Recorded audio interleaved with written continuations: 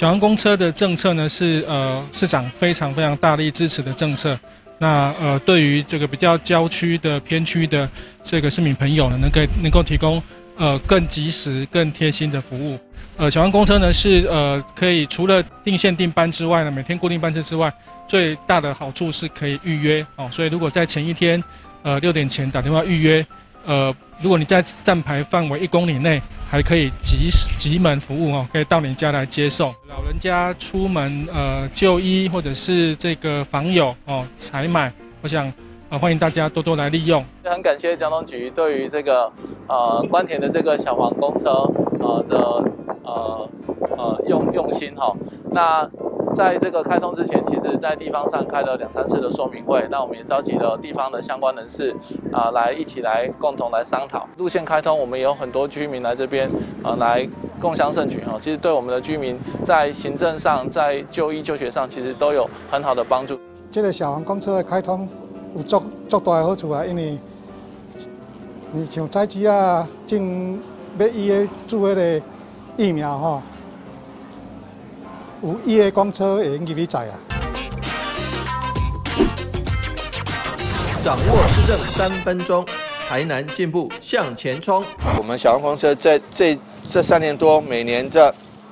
3年多大概开通了19条，平均大概每年开通6条，这都获得到民众很大的支持跟鼓励，因为鼓励我们继续再开通。虽然中央补助前2年，第3年开始就是我们台南市政府要自费，但是看到民众高使用率、高搭乘率、高满意度的话，我觉得其实这个费用这个支出就事实上有它的效果。我们也感谢议会的支持，感谢这个民众的爱用这个喜爱搭乘，也谢谢我们小黄公车业者，那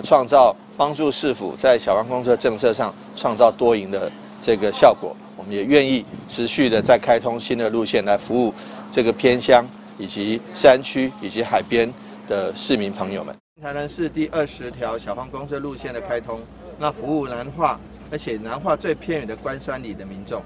总距离单程高达70公里了这个费用是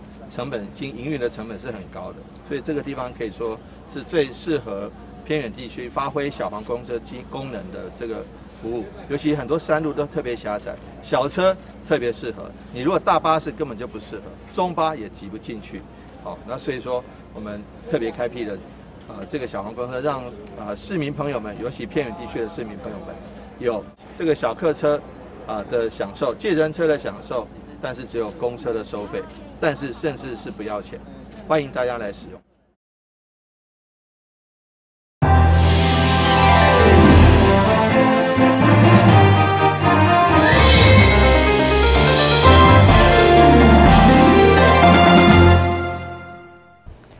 另外是估计欢收看5月12日中嘉台南电影新闻，首先来关心议会市政总质询。伫中央支持原本东区小巨蛋的预定地，将以73亿规划来兴建科学未来馆，不过因为较大拢坑咧拍远，以往王家真的强烈表达不满，要求市长兴东区一个公道。希望王家珍伫总质询相当不满，表示淡市东区原本伫成山路的小巨蛋预定地，既然中央已经规划国立科学未来馆，不过已经12档过去，又原地拍远，认为甲大台南会展中心用6档开20亿，已经启用比较起来，实在欠东区一个公道。至于到底科学未来馆的计划，敢是搁咧画大饼？对此，教育局回应，中央依照时程，正在筹备当中。东区的这个案子，从把它延宕，一下子找成大，一下子找哪个大，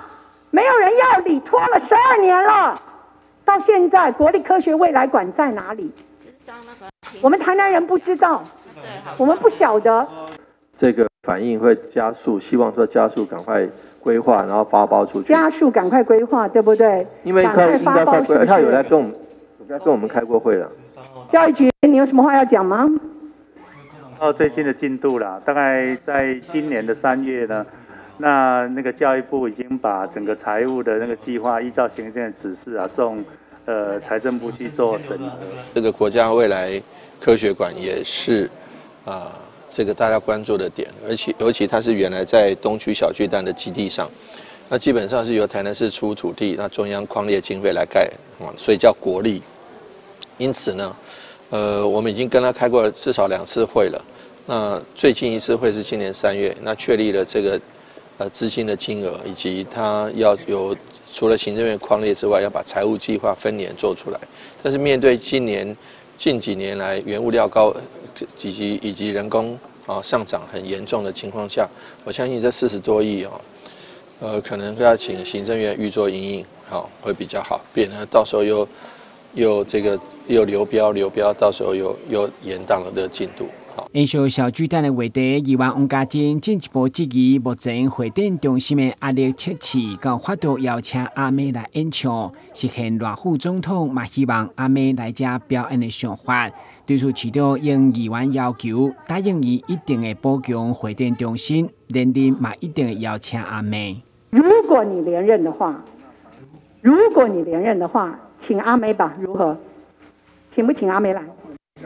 啊？我觉得很多人都可以来啊。不是啊，你们赖副讲阿妹是天后级啊。台南没有阿妹没有来过。我们的天后们也蛮多的，但是我觉得阿妹也可以，或者是说，我的意思，如果你连任的话，请阿妹把赖副的公开的喊话成为事实。也许赖副那时候是贵党的总统候选人，为什么不呢？请阿妹来跳跳看，能不能跳，能不能蹦，能不能3天3夜变成10天10夜？如果这样好不好？如果大家是用站的话，那人数会更多。好，那坐的话大概小巨蛋没有座椅的设置吗？也有要求。台北小巨蛋没有座椅的设置吗？全部是要罚站的吗？没有啦，因为演唱会的时候，人家喜欢摇滚，年轻人喜欢摇滚。所以你们的高官显贵老是在糊弄我们嘛！会展中心那个地方可以让阿妹这样的天后级，我可以承诺您，我也邀请阿妹来，好不好？是好，或者你们事后再做很多的设备配置的补强。议员钟志顺对他关心科学未来馆的兴建，嘛要求市立病院实现起癌症大楼的承诺来照顾市民，以及东区共87特色公园的开辟等建设，积极向市府来争取。台南新闻军事林根采访报道。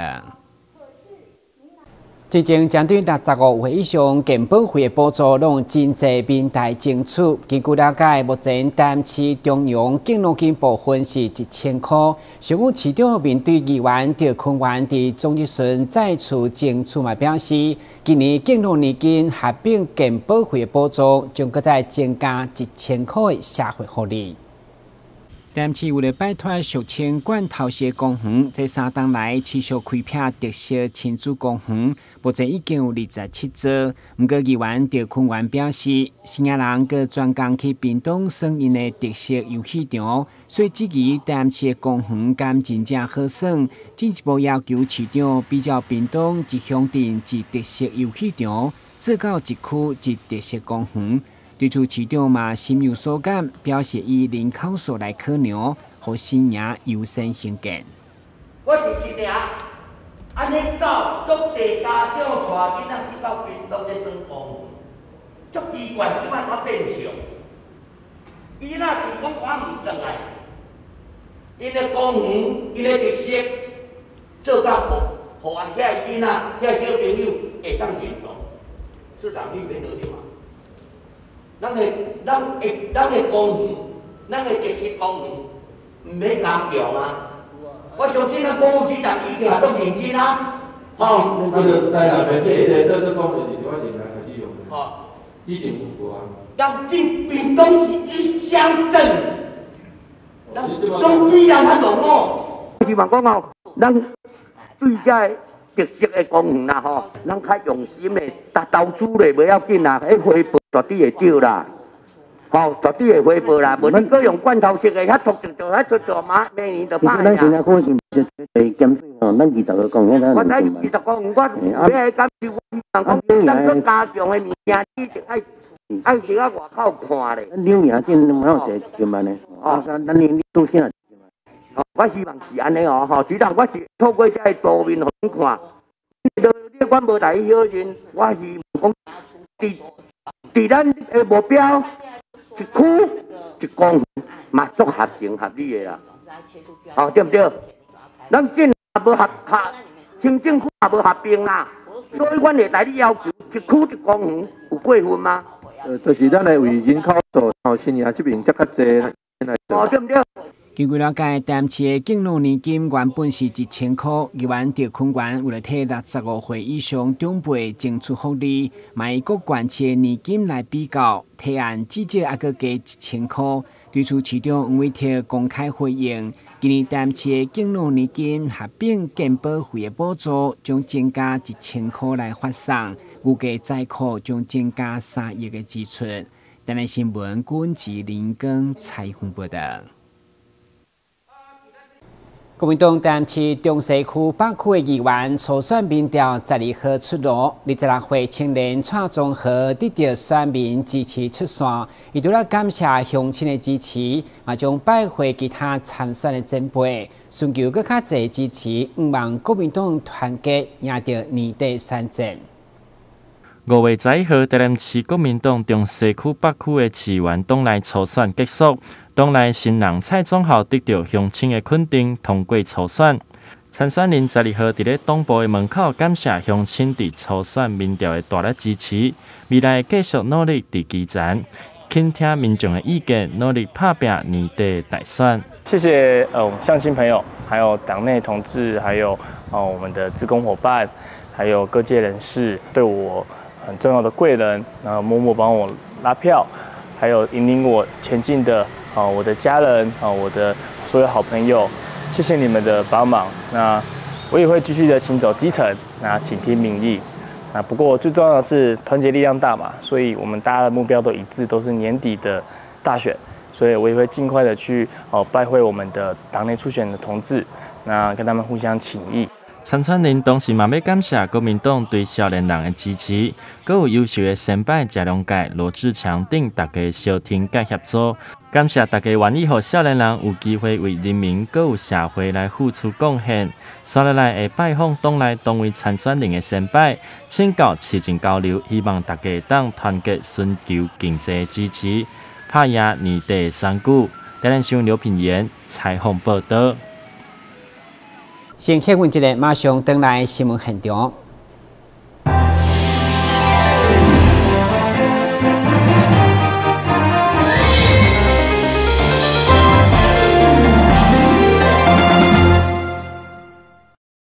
中嘉集团甲师范大学去年合作推动媒体素养的教育，的首次推出主题式的桌游。今年双方再次合作前往基隆海洋大学，让学生体验用桌游来学习媒体素养，嘛培养独立思考判断的能力。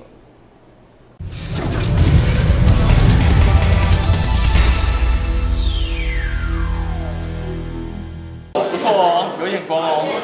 有，给我钱6块。中嘉集团今年持续携手国立台湾师范大学大众传播研究所，共同推动媒体素养教育。透过创新的主题桌游体验，来到基隆的海洋大学，带领学子们玩桌游学媒体识读。学生扮演各家媒体，要想办法在激烈的竞争中求生存。最后也反思，作为一个乐听人，在接收媒体讯息时，是否具备有媒体识读的能力。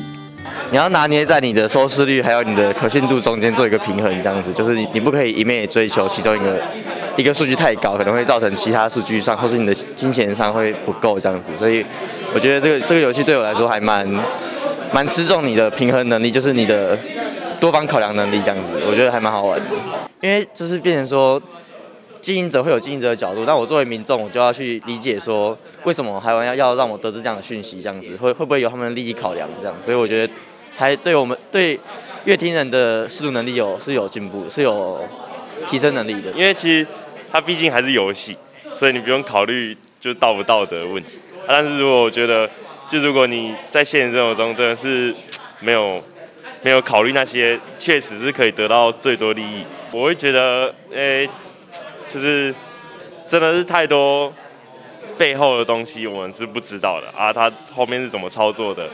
然后就是一些财团的利益关系，就是我作为一个观众，我会觉得说我应该更了解这些东西，来帮助我去辨识这些消息之类的。我所开的这一些课都是海大第一次开出来，就包括当代传播问题、媒体素养，然后这个影音制作或者是采访写作等等，这样甚至包括你们所想象的电视的主持啊或什么的。那事实上现在应该社群媒体的关系，所以几乎都是很多年轻小孩子可能是他们的标配。但是要让它能够变成课程，我觉得它还是必须要能够开在大学里面，毕竟还是需要能够有足够的这个资源。那一个老师教，我觉得还是需要跟所有的这个传播科系相关的老师合作。那陈品宏老师是台师大在开这个媒体素养相当这个资深的老师，所以我来了之后呢，已经跟陈品宏老师合作了3年，就是有的时候是当代传播问题，有的时候是媒体素养，有的时候是采访写作，有的时候是制作课程，然后就会让这个陈老师也来海大跟同学们互动。那今天都进行的是桌游所以你会发现这个理工的学生在玩桌游这件事情其实是很灵光的。所以我们在教学上面，以我们从媒体来的人都会希望在教学方法上面的突破跟创新。也就是说，今天媒体的任何课程绝对不是理论的课，然后把这个书读一读，把它吃进去，所以我们都会用实作的方式。所以我觉得这个桌游在今天带来给这个海大理工的学生来讲的话，我觉得他们有一个非常新的体验。今年我们就是跟中嘉还有持续的保持产学合作的关系。那有2个计划，一个是媒体素养的活动推广计划，一个是我这个媒体禁用，就是推广公用频道的计划。然后我们这一次来到基隆的海洋大学，也就是推广我们前1年度的媒体素养的桌游，然后就带大家来玩媒体是怎样子来营运的，然后有透过策略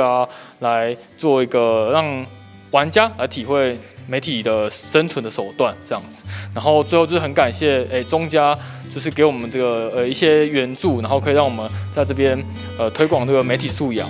除了玩桌游，台师大大传所教授陈炳宏也以深入浅出的方式介绍各种媒体的运作，包括网络上的讯息也深受大数据和演算法来呈现内容。参与这堂课的学子们都说收获很多。老师的角度让我更理解这件事情，就是之前就有听到说大数据之类会影响我们的讯息接收、同温层这样的讯息，但是老师的讲解或是他的视角让我觉得更清楚这样子。刚刚那个炳宏老师讲最后一个，他有说那个就是麦克风会就是随时我们手机放在旁边，然后他就会听到我们讲话，然后我就会觉得，因为其实我自己也有可能。有一天我跟我朋友在讲一些麦克风有的没的问题，然后可能隔天手机上然后什么网页、Google、IG 上面都会出现麦克风的广告，所以其实我觉得很恐怖。今天上完老师的课，其实我也是算是有被启发到我会觉得说，就是确实我们看的都太表面了，我们会觉得一来我也会觉得说媒体就娱乐就是大家都报差不多的东西就看看就好，但是就是不知道就是他们只让我们看到他们想让我们看到的，然后我们没有就忽略了这些背后的含义这样子。国立台湾师范大学大众传播研究所也感谢中嘉集团持续投入经费，共同深入校园来推动，期盼更多学子都能具备有媒体素养与辨识媒体内容的基本能力。记者陈淑平基隆报道。